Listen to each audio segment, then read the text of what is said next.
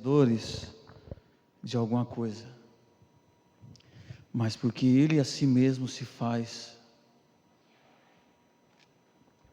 em amor e nos coloca debaixo de tuas asas para que possamos repousar nele.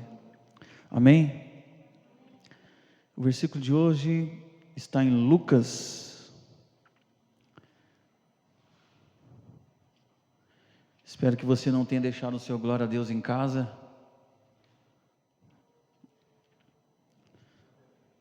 Eu aprendi, irmãos, ao longo dessa caminhada, essa ainda pouca caminhada em Cristo, que a gente não pode, a gente precisa esbanjar a Deus aquilo que a gente é perante Ele, e expor a nossa felicidade, porque Ele nos resgatou.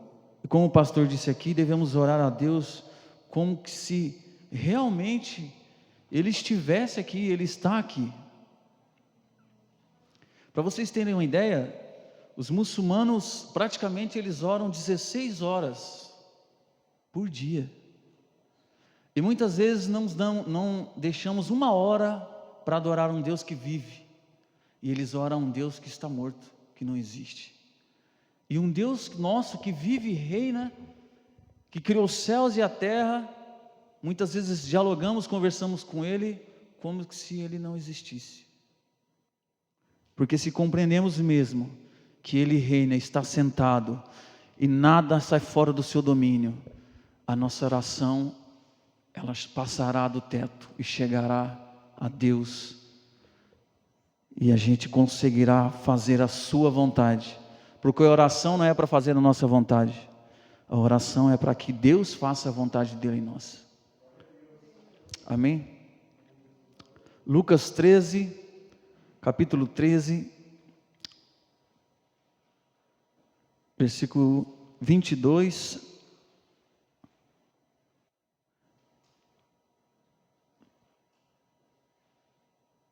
ao 30. Vai até que hora, pastor? 22 ao 30, você que está na sua casa, nos ouvindo pelo celular. Juntos vamos aprender um pouco mais sobre a palavra de Deus e aquilo que Ele tem falado em nosso coração, para que possamos ser edificados mais uma vez. Quem achou, diga amém. Glória a Deus. E aqui então, e percorria as cidades e as aldeias, ensinando e caminhando para Jerusalém. E disse-lhe um Senhor, são poucos os que se salvam? E ele lhes respondeu, porfiai por entrar pela porta estreita, porque eu vos digo que muitos procurarão entrar e não poderão. Depois que o pai de família se levantar e fechar a porta,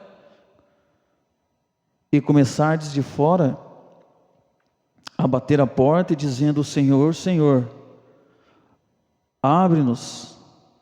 E respondendo, ele vos disser, não sei de onde sois vós. Então começareis a dizer, temos comido e bebido na tua presença. Tu tens ensinado nas nossas ruas. E ele vos responderá, digo-vos que não sei de onde sois vós.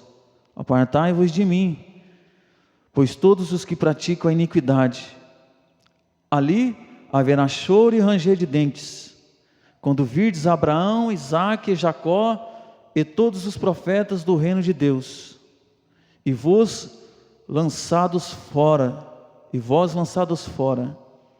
e virão do oriente e do ocidente, do norte e do sul, e se assentado à mesa do reino de Deus. E eis que derradeiros aquecerão os primeiros, e os primeiros que serão os últimos. Até aqui, amém? Pai, te agradecemos, Senhor, por mais um dia. Obrigado, Pai, por ter morrido em nosso lugar. Obrigado por ter tomado o nosso lugar. Obrigado pelo dia, pela paz, pelo alimento, pelo nosso trabalho. Obrigado, Senhor, pela graça e a misericórdia de nos sustentar e nos livrar de todo mal. Mais uma vez estamos diante da Tua palavra. Espírito Santo, enche nosso coração, abre nosso entendimento, para que possamos compreender aquilo que só o Senhor pode revelar a cada um de nós. Queremos aprender mais de Ti, Pai. Que diminuamos nós e que o Senhor venha reinar sobre esta palavra, que é a palavra do Senhor. Vem, Senhor, ministre em nossos corações. E todos aqueles que estão nos ouvindo, que possam compreender que o Senhor é o caminho, é a verdade e a vida. Que a cada dia devemos trilhar esse caminho, para que um dia possamos estar juntos com o Senhor. Em nome de Jesus. Amados, como a gente não tem muito tempo, Lucas era um médico não judeu e possivelmente ele era da Síria, Antioquia, foi colaborador de Paulo. Ele não foi um discípulo, mas ele andou com os discípulos. Lucas diligentemente foi um investigador, alguém que buscou a fundo ouvir cada pessoa, testemunha, que faziam parte do reino de Deus.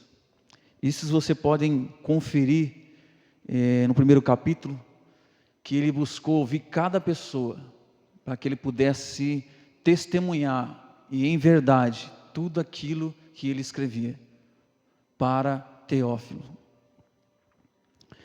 Então, Lucas, ele pegou as testemunhas, juntou, para que criasse argumento suficiente, para que aqueles que ouvissem, lessem a carta, que eram os não-judeus especificamente, ele escreveu, e compreendesse que tudo que estava escrito era verdade, e tudo aquilo que ele buscou era a verdade.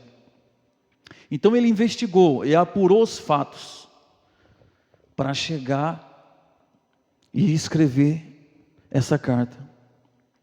Então, meus amados, aqui na frente ele fala: passava Jesus por cidades, aldeias, ensinando e caminhando para Jerusalém.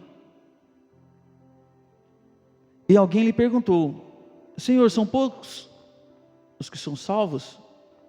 Então Jesus, como sempre, ele caminhava, ele ensinava, ele curava, ele libertava. Mas aí a Bíblia não nos fala, mas alguém perguntou. A gente não sabe se ele estava na multidão, ou se em algum lugar específico. Mas a pessoa faz uma pergunta: são poucos os que são salvos? Para a gente compreender um pouco esse texto, devemos caminhar na época que Lucas escreveu. Entendemos que era uma colônia romana, o povo tinha um costume judeu, misturado com grego. Mas essa pessoa que pergunta, um grande estudioso, o William Barclay, ele fala que ele faz essa pergunta, mas se referindo aos gentios que não seriam salvos. Ele não faz essa pergunta para poder querer que mais pessoas sejam salvas. Ele faz essa pergunta para dar a entender assim, que só os judeus seriam salvos. Porque a gente precisa compreender que ele estava em um campo judaico, uma comunidade judaica. Então os judeus achavam que só eles seriam salvos. Até então, os judeus achavam que era só eles, porque Paulo ainda não havia se levantado para pregar para os judeus. Então ele faz essa pergunta. Então Jesus diz, respondeu-lhes: esforçai-vos por entrar pela porta estreita, pois esforçai-vos por fiar, que é esforçar, por entrar pela porta estreita, porque eu vos digo que muitos procurarão entrar e não poderão. Então, caminhando aqui nesse texto, em Mateus 7, versículo 13 disse: Entrai pela porta estreita. Jesus faz um verbo imperativo, que ele dá uma ordem: entrai. Entrai pela porta estreita. Pois larga é a porta e amplo é o caminho que leva à perdição, e muitos entram por ela. Então, fazendo um paralelo a esse texto de Lucas, que ele já fala que muitos esforçai para entrar pela porta estreita, porque eu vos digo que muitos procurarão entrar e não poderão. Ou seja, irmãos, a porta serve para dois propósitos. Um propósito é entrar, certo? O outro é sair. Então a função de uma porta, ela tem dois sentidos: entrar e sair. Mas para a gente começar a entender melhor esse texto, a porta para nós, hoje, ela significa o quê? Oportunidades, certo? Quando você diz assim: eu preciso de uma porta de um emprego, eu preciso de uma oportunidade. Então a porta para nós significa um rumo, uma mudança de rumo, uma chance, uma nova oportunidade. A porta significa uma direção que eu preciso que ela se abra. Mas também a gente tem a frase que diz que a porta fechou. E quando a porta se fecha, significa que aquilo que eu esperava, ele não teve um resultado. Ele não chegou aonde eu pretendia chegar. Então a porta significa várias coisas. Atravessar um novo rumo, a nova fase da vida. Só que eu digo a vocês que Jesus disse: eis que estou à porta e bato, mas aquele que abre, eu entrarei, cearei, ele ceará comigo. Então, para entrar por esta porta, é necessário que Jesus venha. E você sabe que em Romanos diz que a palavra vem por ouvir, e o ouvir a palavra de Deus. É daí então que entendemos e se arrependemos e cremos em Jesus. Então Jesus vem e bate a porta. Então, para a gente atravessar essa porta, para entrarmos nessa porta, a Bíblia diz em Efésios 2, 8, 9, que a salvação é pela fé mediante a graça. Isso não vem de vós, é um dom de Deus. Então, para você entrar pela porta é de graça, mas para você seguir é uma escolha. Eu entendo que o reino de Deus, a porta do reino de Deus, significa se arrepender-se, se arrependendo. Há muitas pessoas que entram pela porta e elas não acham a necessidade de mais pedir perdão a Deus, não mais de se arrepender sobre aquilo que elas fazem, ou sobre os pensamentos que têm. Só que a palavra esforçai, no original, agozinomai, significa agonizar. A palavra que Cristo está falando, esforçar por entrar, não está dizendo esforça para entrar. A palavra diz esforçar por entrar. Jesus te colocou, mas esforça-te. Então, amados, mais para frente a gente pode entender que esforçar significa agonizar. É um estado de tensão profunda. Não é algo tão simples se esforçar para vir para a igreja. Hoje eu vou no culto, sabe? Amanhã eu preciso fazer algo para Deus, preciso fazer. Então, não é esse tipo de esforço. Esse se esforçar significa romper a nossa natureza, o nosso orgulho, as dificuldades de submeter à vontade do Espírito, que muitas vezes quer você fazer algo, mas você não faz, como Paulo disse. O bem que eu quero fazer eu não faço, mas o mal que eu não quero, esse sim eu acabo cometendo. Então a salvação, ela é pela graça, mas ela não é de graça. Existe uma luta, existe uma batalha que Deus nos faz vencer em Cristo. Arrepender-se se arrependendo significa deixar a vida velha, deixar a velha vida e o velho homem. O que significa isso, meus amados? Deixar a velha vida significa a prática, aquilo que praticávamos antes de Cristo, mas hoje, com a nova vida em Cristo, agimos diferente, de forma diferente, pensamos diferente. Então as pessoas vão olhar para você e vai perguntar: que paz é essa? Como que você consegue viver dessa maneira? Como que você consegue tomar essas decisões tão calmamente? Então muitas vezes elas irão se converter a Jesus através da sua própria vida, no seu trabalho, na sua casa, na sua família, através da forma que você vive em Cristo Jesus.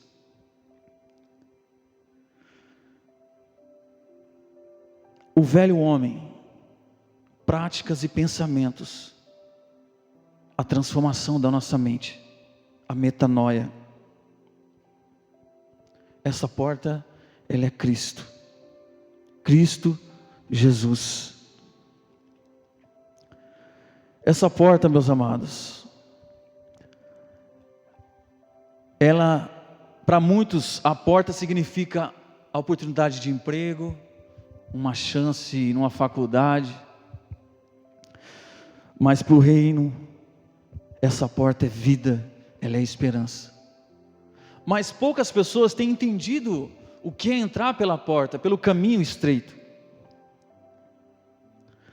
Porque muitas pessoas, quando recebem Cristo como seu Salvador, parece que a vida dele terminou. Mas quando aceitamos Jesus, a vida não termina, ela começa uma nova história, uma nova chance, uma nova oportunidade de vivermos essa verdade em Cristo de uma nova maneira, readaptar as nossas vidas, os nossos conceitos, e viver aquilo que Cristo tem para cada um de nós. Quem está entendendo, diga amém.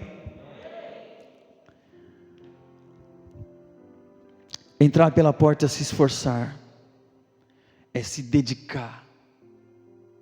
Depois que entramos pela porta, significa ter renúncias dos velhos hábitos, e não andar mais segundo o curso do mundo. Você se lembra na passagem em Mateus que fala que Jesus multiplicou os 5 pães e os 2 peixinhos?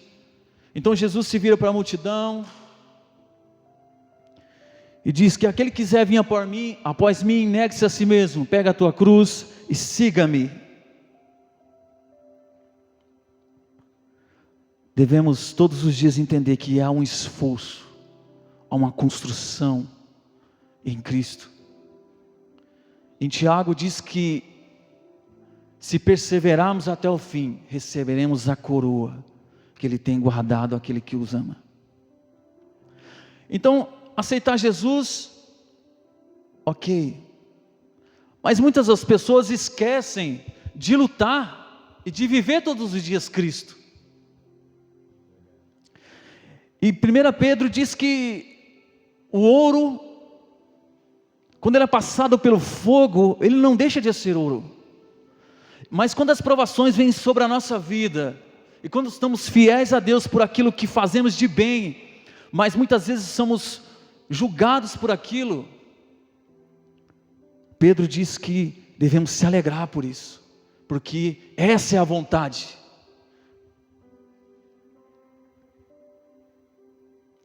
Esse esforço é a fé. Às vezes você acorda às 3 da manhã e Deus quer que você ore, mas você diz: eu estou cansado. O esforço da fé, vou exemplificar para vocês, é Cristo te acordando para acordar, mas você não levantando para orar. Você não se esforça. Quando acordamos todos os dias para ir para o nosso trabalho, não perguntamos a Deus se vamos, mas vamos ao nosso trabalho, porque sabemos que precisamos trabalhar e há essa necessidade. É a mesma coisa se esforçar-se para Deus. Orar não é um esforço, mas é uma necessidade da nossa alma, do nosso interior, pela verdade da palavra, viver e orar a Deus. Quando a nossa oração começa a ser um fardo pesado, devemos buscar a Deus e pedir para que Ele dê graça e nos ensine a orar, porque a própria palavra dele diz que não sabemos orar como convém, e o Espírito intercede por nós, mas pela vontade de Deus que olhe no nosso espírito. Então Mateus 13 diz: entrai pela porta estreita, porque larga a porta e espaçoso é o caminho que conduz à perdição, e muitos são os que entram por ela. Porque estreita é a porta e apertado é o caminho que leva à vida, e poucos a encontram. Então aquele homem faz essa pergunta muito importante. Ele não sabia que hoje estaríamos estudando essa palavra, ele não teria ideia que hoje faríamos a mesma pergunta se não estivesse essa pergunta aqui. Mas Deus, como sabe todas as coisas, Ele colocou tudo aqui. Se no Espírito Santo fizermos as perguntas certas, teremos as respostas certas de Deus, porque está tudo aqui para que possamos caminhar na direção de Cristo.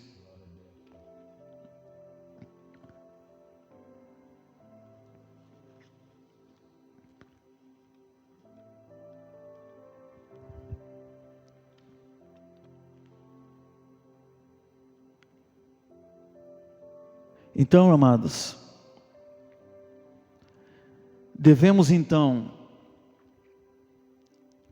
nos revestir dessa armadura de Deus, porque há um momento, vocês lembram da passagem da parábola das virgens, aonde que as 10 eram virgens, as 10 tinham azeite, mas uma das 5 acabaram, e aí elas pediram para a outra, elas não deram, então elas foram buscar. Quando elas voltaram, a porta estava fechada. Então Jesus bate a porta. Essa porta se abriu, irmãos, sabe como? Quando Jesus ressuscitou ao terceiro dia, essa porta foi escancarada. A Bíblia diz que entrai com trepidez e ousadia na presença de Deus. Então o caminho ele foi aberto. Mas por que poucas pessoas não entendem que há um esforço necessário, porque é uma via de mão dupla, que eu preciso ouvir e obedecer a Deus e seguir os seus mandamentos através da sua vontade, não por esforço de querer fazer, mas Ele coloca em nós aquilo que eu posso conseguir fazer, porque Deus sabe aquilo que você pode carregar, Ele sabe o peso que você pode levar. Pega a tua cruz e siga-me, Jesus diz, porque Ele sabe que a sua cruz você pode carregar. Cada um tem a sua cruz, e cada um Deus sabe que você pode carregar. Esforçai-vos. Devemos revestir a armadura de Deus, cingir os vossos lombos da couraça da justiça. O que é isso, meus amados? Fazer o que é certo e justo, mesmo que isso custe muitas vezes a nossa liberdade, muitas vezes que isso custe amigos que afastarão de nós por algum motivo, mas as pessoas orarão para você, elas verão um Deus, um Deus que muda e que transforma. Porque como eu vou falar de um Deus que não mudou a minha vida? Como eu vou falar um Deus que não mudou o meu interior? Como eu posso dizer para as pessoas que Ele é a paz que excede todo entendimento, se num momento de discussão eu sou o primeiro a levantar a minha voz? Como eu posso falar de amor, se no meio de uma conversa eu sou o primeiro a falar do próximo? Como eu posso trilhar esse caminho da verdade? Como eu posso falar de mansidão, de amor ao próximo, se eu sou o primeiro a virar as costas?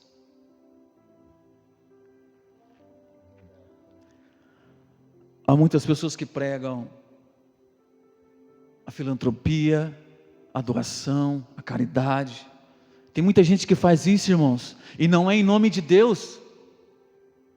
Elas ajudam mais pessoas, muitas vezes, do que aqueles que estão dentro da igreja, ouvindo a palavra, sendo saciado pela palavra. E muitas vezes nos escondemos dentro na nossa religião, e se esquecemos, como o pastor disse, que Deus não está limitado ao lugar. Ele não se limita às circunstâncias. E muitas vezes fazemos com que as circunstâncias sejam maiores do que o próprio Deus, porque se reconhecemos que Ele é o caminho, que entramos por essa porta, oraremos com fé.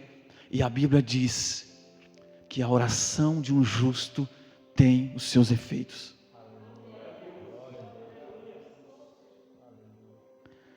Eu conversando com a irmã ali, um rapaz chegou, ele falou assim para mim: eu sou melhor em rimas. Melhor não, eu sou o maior. Eu fui em vários concursos, ele falou, não tem ninguém que é melhor do que eu. Aí, irmãos, ele fez uma rima, mas diminuindo o meu Deus. Aí eu orei a Deus, amados. Eu falei: Deus, é a tua palavra. Irmãos, Deus me deu uma rima, irmãos, que eu fiquei 2 minutos, ele não conseguiu abrir a boca. Eu sei que existe alguém melhor, ele disse. Eu falei: eu não sou melhor, Deus é o melhor de todos, Ele é maior. Então, amados, ele olhou para mim, nunca mais ele falou alguma coisa, mas eu sei que aquilo veio do Senhor, porque eu não teria capacidade.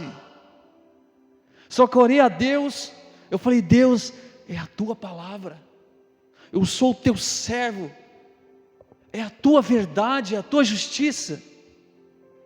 Ele precisa conhecer que o Senhor tem poder. Então, amados, como o profeta orou e caiu fogo do céu, se tivermos dobrado os nossos joelhos em Cristo, Ele mostrará que Ele é Deus sobre a sua vida. E não é para mostrar que você é melhor que as outras pessoas, mas que você é humilde o suficiente para dizer que a sua vida está nele, e sem Ele nada se faz.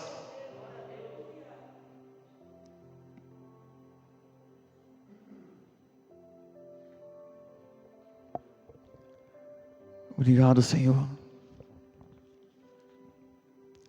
Entrai pela porta, esforçai. Assim, na época de Noé, Noé construiu a arca. Quantos anos construindo a arca e ninguém se arrependeu? 1 Pedro diz que 8, para ser exato, entraram na arca. Só que a arca, irmãos, você vai perceber que ela foi trancada para o lado de fora. Sabe por quê? Porque depois que fecha a porta, ninguém sai, mas também ninguém entra. Essa porta que Lucas está falando que muitos procurarão entrar e não conseguirão, são também de pessoas que conheceram Jesus, mas saíram da sua presença. Porque você chegar até a porta e entrar nela, você não consegue sozinho, você precisa de Jesus.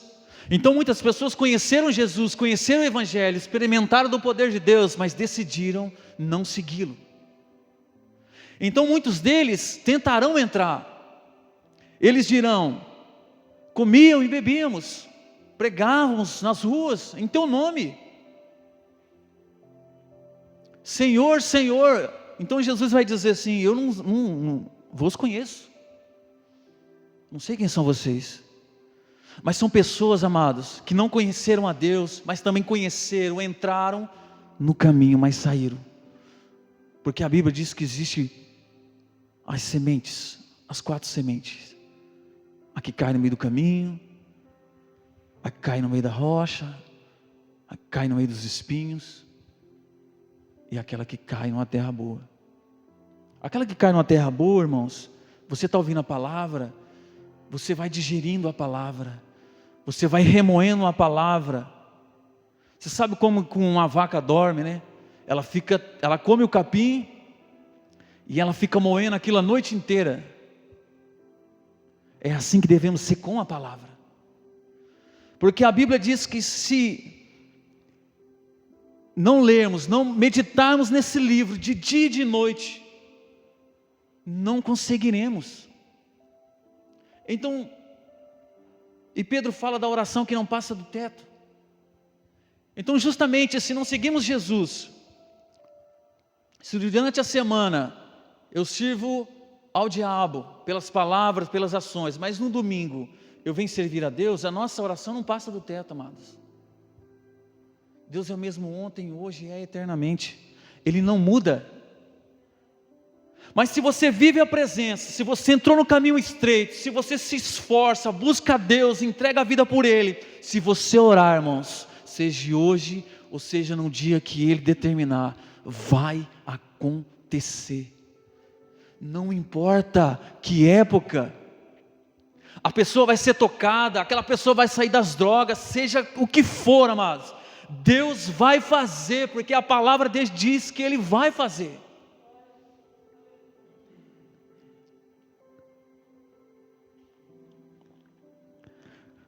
Obrigado, Jesus. Obrigado, Pai, por tudo que o Senhor tem feito pela nossa vida, pela nossa casa. Obrigado, Jesus. Quero procurar um versículo aqui para vocês, para a gente entender um pouco melhor.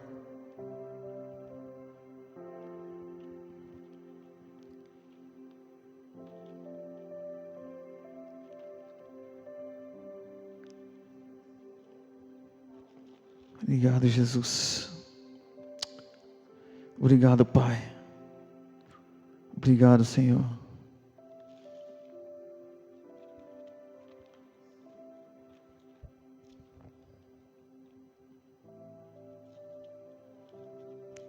Obrigado, Jesus. Vou ali com vocês aqui, irmãos. Vou encontrar aqui, que vai complementar isso que a gente estamos conversando. 15, aqui. A carta de 1 Pedro 3, capítulo 3, do 15 a 17 diz: mas também se alguma coisa padecerdes por amor da justiça, sois bem-aventurado, e não temais com medo deles, nem vos turbeis. Antes santificai ao Senhor Deus em vossos corações, e estáis sempre preparados para responder com mansidão e temor, em qualquer que vos pedir a razão da esperança que há em vós. Muitas pessoas vão perguntar para você pela vida que você leva, e elas sentirão vontade, dirão: por que você é assim? A Bíblia nos diz que você precisa estar preparado para responder, porque você serve Jesus. E um dia um rapaz me perguntou: mas por que você serve esse Deus? Por que você vive dessa maneira?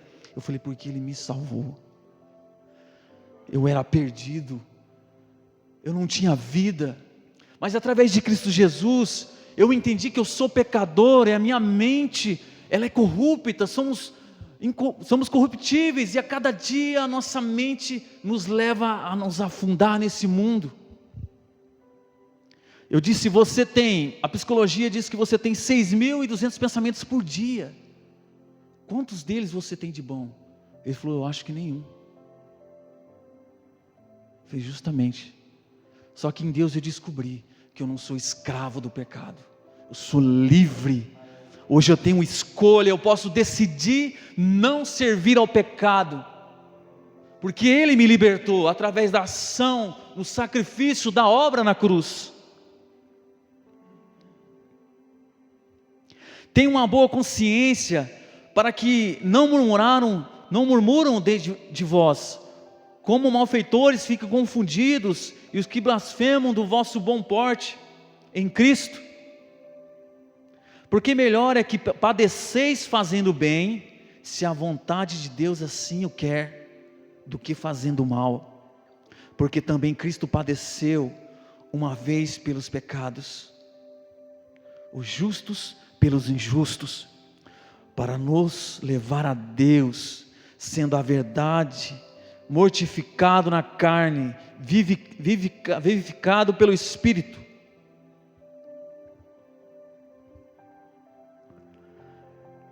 Então devemos ser o sacrifício vivo, em adoração à vida de Cristo, e se esforçar.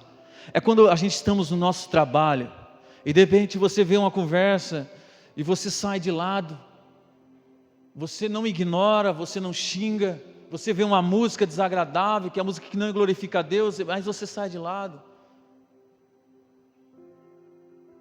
Porque servir a Jesus não é desrespeitar o outro,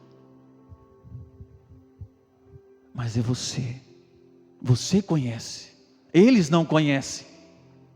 Ah, mas eles bebem, eles falam, eu preciso me fazer de fraco para ganhar os fracos.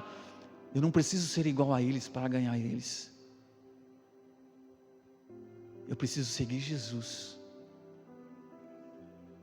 Eu preciso fazer a vontade de Deus. Porque Paulo, quando estava com os judeus, ele falava como judeu. Quando ele estava nos gentios, ele falava como gentio. Mas ele não praticava as mesmas coisas. Era a linguagem, a forma de expressão que era igual. Se você vai numa favela, você não vai com a BMW e com a roupa de marca. Você vai vestido conforme, e assim eles andam. Isso é se fazer de fraco.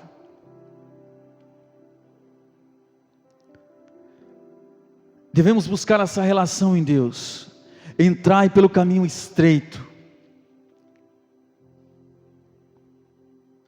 Porque há um risco, amados, de sermos deixados de fora. Há um risco. Porque senão Lucas não tinha escrevido isso, inspirado pelo Espírito Santo. Muitos procurarão, mas eles não conseguirão, porque a porta vai estar fechada. Não é pela religião, não é pelo templo, pelas luzes. Muitas pessoas falam: que religião você é? Eu falei assim: você quer dizer denominação, né? A religião só existe uma, o cristianismo. Só existe Jesus. Aí transformamos Jesus em uma religião, em um lugar, em um templo. E se esquecemos que a religião, ela é sistemática, ela é enganosa. O próprio Karl Marx diz que a religião é a consciência invertida do mundo. Determinamos coisas que Deus não determinou. Ela é importante sim, para que possamos juntos conseguirmos sistematizar toda a história, a Bíblia, a comunhão, mas ela não é a base da salvação e da vida eterna. Então não é porque ficarmos sem o templo que ficaremos sem Deus. Porque se o governo determinar, fecharemos as igrejas, você pode orar na sua casa. A Bíblia diz: fechai a porta do teu quarto. Entra e fecha a porta e ora para o teu pai que está em secreto. Porque ele te vê em secreto. Não podemos limitar a Deus às circunstâncias e essas razões do mundo, a Covid, as situações, as doenças, as dificuldades. Devemos compreender que Ele nos colocou no caminho, e nesse caminho todas as coisas são possíveis. Amém, meus amados? Vamos se levantar.